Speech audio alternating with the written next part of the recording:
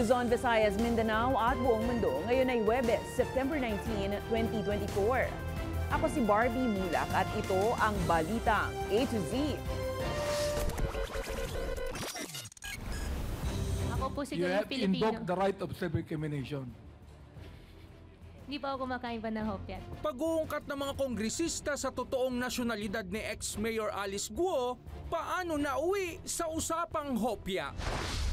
Durog na durog, persecution, trauma. Iloilo ex-Mayor Jed Mabilog, emosyonal sa pagdawit sa kanya ng Duterte administration sa illegal na droga. Dalawang bigating opposition leaders nais umanong ipadawit sa kanya bilang drug lords. Isang dating pulis at isang bodyguard arestado sa pagkawala ng beauty queen na si Catherine Camilon sa Batangas. 24 na dating PNP chief iniimbestigahan kaugnay sa naging pagtakas ni Alice Guo. Dingdong Dantes, isa ng reservist ng Philippine Navy at Marines. At sa balitang showbiz, Joshua Garcia magiging boses sa Tagalog dub ng patok na animation film Inside Out 2.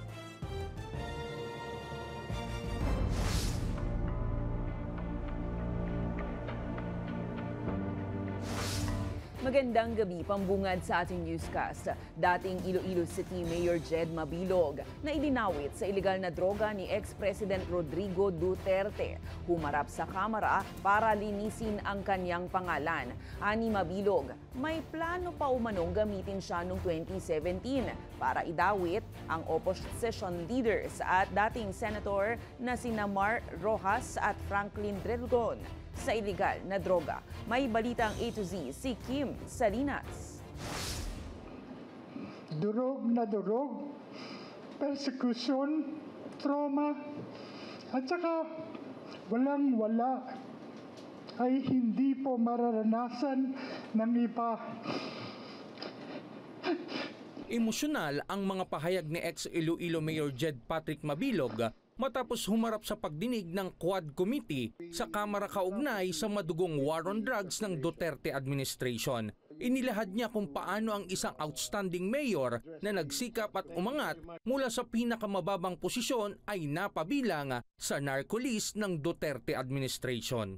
Accusations must be duly validated and authenticated first before any public announcement to avoid shaming and destroying the honor, reputation, and good image of hardworking and innocent persons.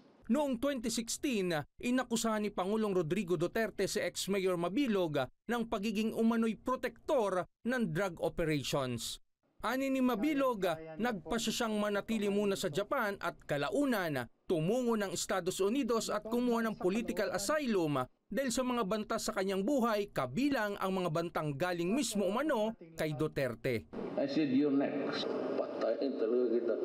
PRRD even assigned Lieutenant Colonel Espinido to Iloilo and announced with the threat, mabubuhi pa kaya siya? Ibig sabihin in Tagalog, mabubuhay pa kaya siya? Referring to me. Ibinunyag ni Mabilog na tinawagan siya ng isang police general ukol sa umano'y planong gamitin siya upang akusahan bilang drug lords ang dalawang kilalang miyembro ng oposisyon na sina dating Senator Mar Rojas at Franklin Drilon. Sina Rojas at Drilon ay mga leader ng Liberal Party at presidential candidate rin si Rojas noong 2016. If you go to Krame, you'll be forced to point fingers to an opposition senator and a former presidential candidate as drug lords. If I ask you, better you answer yes or no. Is it Senator Maroas, former Senator Maroas? Yes, sir. Oh, is it former Senator Drilon, which is your cousin? Yes, sir. Oh. Iginiit ngayon ng isang mangbabatas na naging biktima si ex-Mayor Mabilog ng maruming politika noong Duterte administration. Probably or highly likely, Mr. Mabilog was just a victim of unfounded, baseless accusations which was part of the drug war of the former administration. Nahaharap si Mabilog sa kasong graft dahil sa pagdadawit sa kanya ng Duterte administration sa illegal na droga. Pero ayon sa kanyang abogado, nagpasya ang dating mayor na magbalik bansa nito lamang September 10 sa pag-asang makakamit ang hustisya at malilinis ang kanyang pangalan. Para sa Balitang A to Z, Kim Salinas. Sa kaparehong pagdinig sa Quadcom, nagsimula sa hopya at mahinahon na pasalita pero nauwi sa tensyon ang pagdinig ng House Committee on Human Rights sa masinsinang pagtatanong ni Chairman Benny Abante kay dismissed Mayor Alice Go. Hindi kasi nagustuhan ni Abante ang mga sagot ni Go, kaugnay ng kanyang pinag-aralan, estado sa buhay at kung paano siya naging alkalde ng Bamban, Tarlac. Duda rin ang mambabatas sa pahayag ni Go na hindi siya nakatapos ng high school, lalo't hindi raw niya umano matandaan maging ang guro sa eskwelahan kanyang pinasukan. Naging mas mainit pa ang usapan nang sabihin ni Go na hindi siya kumakain ng hopya at ipilit na siya raw ay isang Pilipino. Bakain ako ng hopya, oh. Ito. Alice, kumakain ka ba ng hopya? Hindi. Chinese po. ka, hindi ko kumakain ng hopya.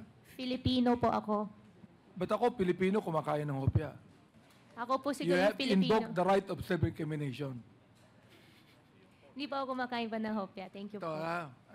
Hindi ka nakatapos ng high school, pero ang galing mong magsalita at ang galing mong magsinungaling. Tama ba ako, Miss Alice? Mula bata po siguro po may nangyari pong white lies. Pero ngayon araw po, hindi po ako nagsisinungaling po sa inyo, Your Honor. Iniimbestigahan na ng Philippine National Police ang 24 na dati nitong PNP chief para maturo na kung sino ang sinasabing tumulong sa pagtakas ni dating Bamban Tarlac Mayor Alice Go. Ayon kay PNP Chief Romel Marbil, nakikipag-ugnayan na rin sila kay PAGCOR Senior Vice President Raul Villanueva para pangalanan na kung sino ang kanyang sinasabing dating PNP chief na umano'y sinesweldohan din ni Go.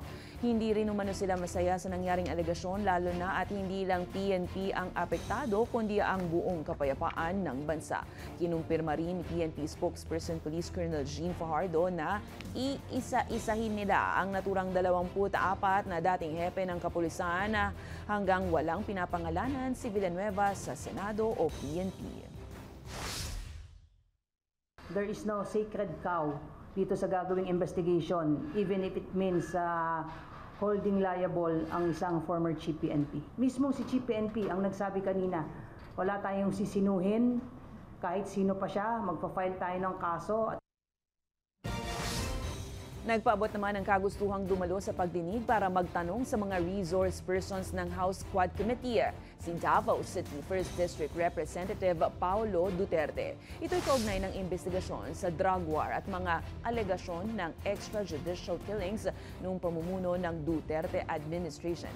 Ayon kay Surigao del Norte 2nd District Representative Robert A. Barbers, agad inaprubahan ng komite ang kahilingan ni Duterte na ipinadaan pa sa isang sulat.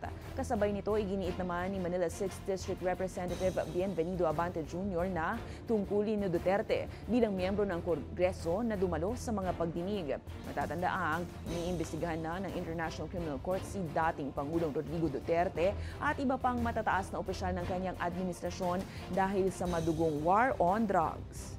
The letter states that there are questions that the Honorable Paulo Duterte wishes to ask the resource persons, and we just ask the committee secretary to please make sure that the invitation will be extended to the Honorable Paulo Duterte in the next Quadcom hearing with the topic on drugs and extrajudicial killings. Sa iba pang balita, naaresto na ng mga otoridad ang 2 suspect sa pagkawala ng beauty queen na si Catherine Camilon. Nahuli sina dating Police Major Alan De Castro at bodyguard driver na si Jeffrey Magpantay sa magkahiwalay na operasyon sa Balayan, Batangas. Kinasuhan sila ng kidnapping at illegal detention sa Batangas City RTC Branch 3. Samantala, nagkaroon naman ng bagong pag-asa ang ina ni Catherine Camilon matapos maaresto ang mga suspect sa pagkawala ng kanyang anak. Habang muling nanawagan si Rose na sabihin ng mga suspect kung nasaan si Catherine.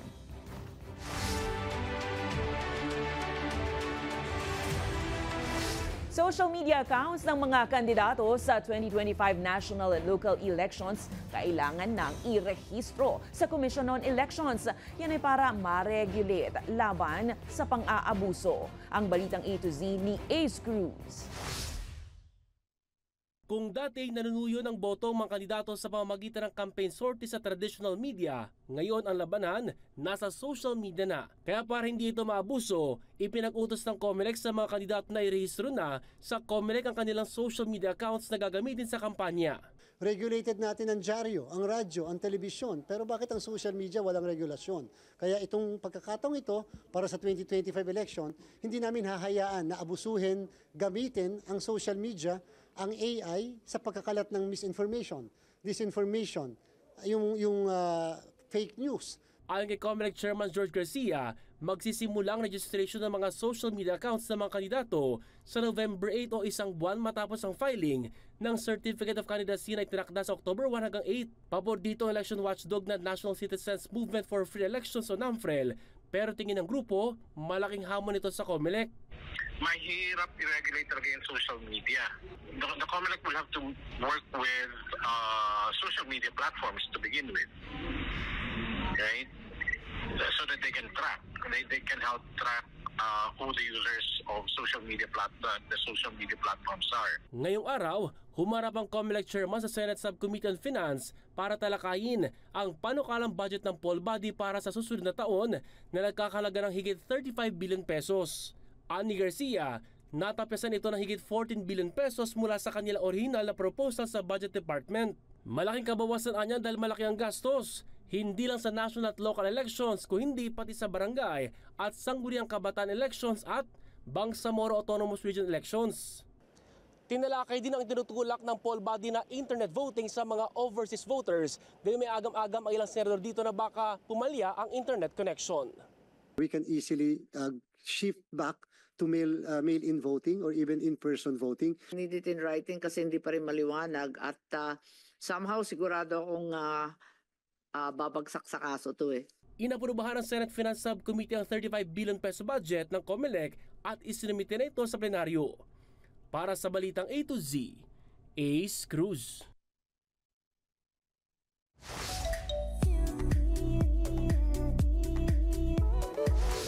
Bukod sa pagiging magaling na aktor, amazing dad at mapagmahal na asawa, proud Philippine Navy Marine Reservist na rin ang aktor na si Ding Dong Dantes. Ayon kay Ding Dong, ang pagsali niya bilang reserve ay hindi lang para sundan ang yapak ng kanyang pamilya, partikular na ang kanyang lolo na lumaban noong World War II, kundi isa raw itong personal calling na maglingkod sa bayan at itaguyod ang seguridad at kalagayan ng Pilipinas sa makabuluhang paraan.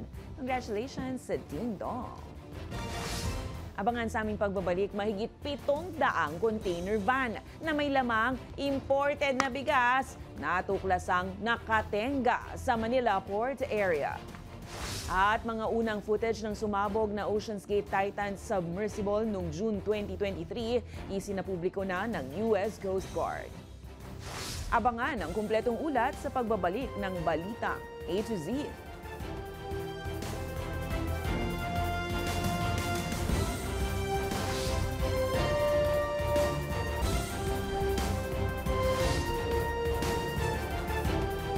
Natuklasang nakatenga sa Manila Port Area ang mahigit 700 container van na may lamang imported na bigas. Ayon sa Philippine Ports Authority, sinadyang iwan ng mga consignee ang mga bigas para ibenta kapag tumaas na ang presyo sa merkado. May balitang A to Z si Ian Maghanoy. Magpapataw na po tayo ng penalty kapag hindi pa po nila nilabas dito sa dito sa ating yarda. Yan ang planong pagmumulta ng Philippine Ports Authority sa mga consignees na nag-iiwan ng matagal ng kanilang kargamento sa Manila Port Area. Ito ay matapos madiskubre ang 713 container van na may lamang 540 na sako ng bigas kada container na nakatenga at posibleng mabulok na. Mula 700 pesos na multa kada container, isinusulong na gawing doble ito at gawing 1,400 pesos na. Mas mura pa rin po na magbayad ng storage dito sa loob ng Pantalan kesa po dalhin nila sa kanilang pribadong warehouse. Umaabot na kasi ang iba ng higit 1 taon dahil hindi kinukuha ng 20 consignees at lampas-lampas na sa itinakdang 5 araw lamang kung saan libre ang storage. Pero sisipa ito sa 10,000 pisong multa kada container kapag umabot na ito ng 10 araw sa Pantalan. Ang kaso, tumaas man ang multa, hindi pa rin kinukuha. Meron po isa dito, 275 days na po na for release hindi po nilalabas. Karamihan po dito sa mga consignees po na ito ay naghihintay lamang po na tumaas ang presyo ng bigas sa merkado bago po nila ilabas. May kabuuang 14 na milyong kilo ng bigas ang hindi nagagalaw. Pinangangambahan na nga lang na nagkakabukbok na ang ilan. Ang problema, hindi naman daw kayang buksan ng PPA ang mga container at wala umano itong kapangyarihan para idispatcha ang mga naturang kargamento. Kakailanganin daw muna kasi ang tax clearance mula sa Bureau of Internal Revenue at taripa sa Bureau of Customs bago ito mailabas ng Pantalan at tuluyang makuha ng consignee. And it is unfair that there will be attributions na ang port congestion kung saan ang PPA ang dapat na namamahala ay nakakadagdag sa presyo ng bigas. Dahil hindi pa rin nabubuksan ang mga kargamento, hindi pa rin tiyak ang halaga ng mga lamang imported na bigas. Nakikipag-ugnayan na ang PPA sa Department of Agriculture para mapabilis ang paglalabas ng mga kargamento, habang iminungkahi nilang magbigay ng import permit sa mga consignees para ma-release ang mga container sa loob ng 1 araw, imbes na 5 araw. Pero git ng PPA sa mga consignees, kunin na lang nila ang mga iniwang imported na bigas. Para sa Balitang A to Z, Ian Maghanoy.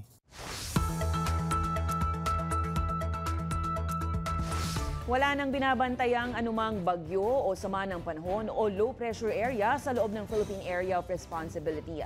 Ayon sa Pag-asa, hanging habagat na ang nakakaapekto at nagdadala ng pag-ulan sa malaking bahagi ng Luzon at Visayas. Makararanas ng tuloy-tuloy na bugso ng pag-ulan sa Zambales at Bataan. Asahan din po ang pag-ulan sa Ilocos Region, habang may maulap na papawirin na may kasamang pag-ulan sa Metro Manila, Oriental Mindoro, Palawan, Calabarzon at nalalabing bahagi ng Central Luzon. Asahan din ang bahagya hanggang sa maulap na papawirin naman na may kasamang isolated rain showers at thunderstorms sa Visayas at Mindanao. Samantala, humigit sa 24 na ang naitalang nasawi dulot ng pinagsamang epekto ng habagat, bagyong Ferdy, Hener at Helen base sa pinakahuling tala ng NDRRMC. Habang nasa 13 naman ang sugatan at 14 ang nawawala. Nasa mahigit 2 milyong piso naman ang halaga ng napinsala na infrastruktura. Aabot sa higit 300,000 pamilya rin ang naapektuhan ng kalamidad.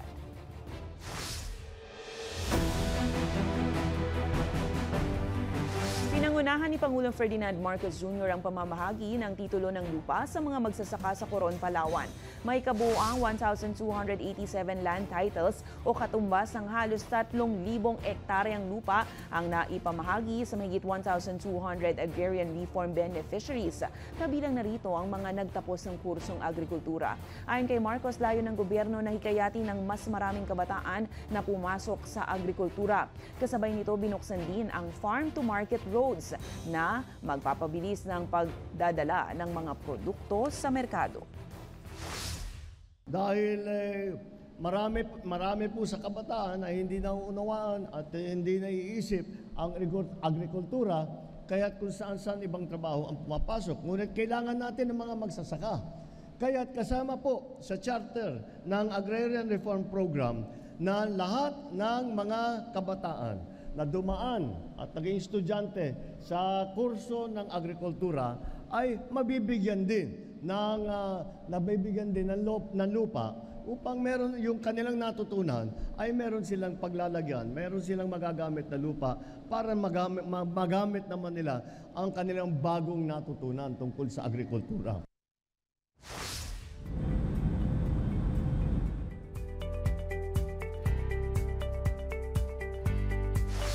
Isinapubliko na ngayong Huwebes ng United States Coast Guard ang mga unang footage ng sumabog na Ocean's Gate Titan submersible noong June 2023, kasunod ng isinasagawang pagdinig ng Marine Board of Investigation.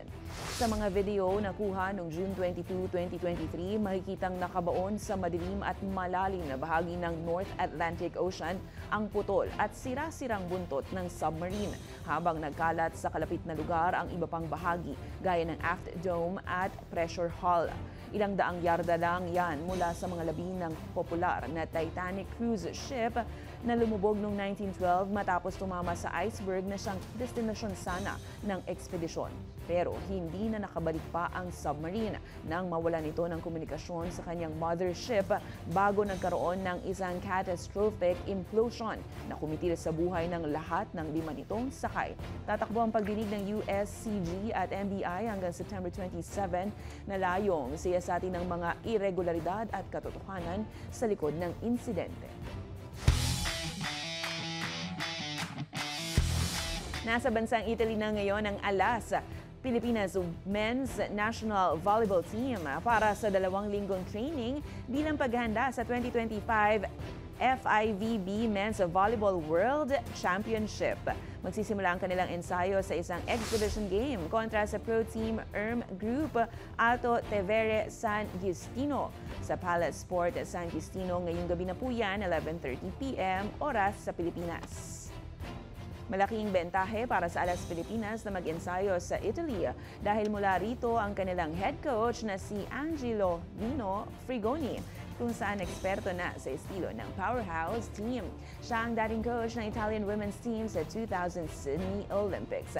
Bagamat nasa pinakamababang ranggo ngayon ang kuponan, puspusan na talaga ang paghahanda ng Team Pilipinas para makipagsabayan sa Tunisia, Egypt at Iran sa Pool A ng World Championship. Susunod, kapamilya actor na si Joshua Garcia magiging boses sa Filipino version ng Inside Out 2. Sinong karakter naman kaya ang bibigyang buhay niya? At nakabili na ba kayo ng tickets? Josh Cullen ng SB19 kasado na ang solo concert. Manatiling nakatutok, kayo ay nanonood ng Balitang A to Z.